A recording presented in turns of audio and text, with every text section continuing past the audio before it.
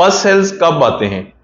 हमारा जो जिस्म होता है, ये सफेद खून के जो खुलगी होते हैं, वाइट ब्लड सेल्स, इनको वहां पे लड़ने के लिए भेजता है जहां पे इंफेक्शन हो जाए, या फिर अगर किसी जगह बैक्टीरिया या सोजिश हो तो वहां पर दिफा के तौर पे इस्तेमाल करता है। अगर वहां पे इनकी तादाद ज्यादा हो जाए तो इनको पस सेल्स कहा जाता है। सेम इसी तरह अगर टेस्टिकल्स की जो नालियों में सोजिश या बैक्टीरिया हो जाए या फिर प्रोस्टेट में स्वेलिंग हो जाए, तो वहां पे जब ये सफेद खून के खुलिये आते हैं, अगर उनकी मिकदार ज्यादा हो जाए तो सिमन में ये खारिज होते हैं। लेकिन लाजमी नहीं है कि आपकी किसी इंफेक्शन की वजह से वहां पे है।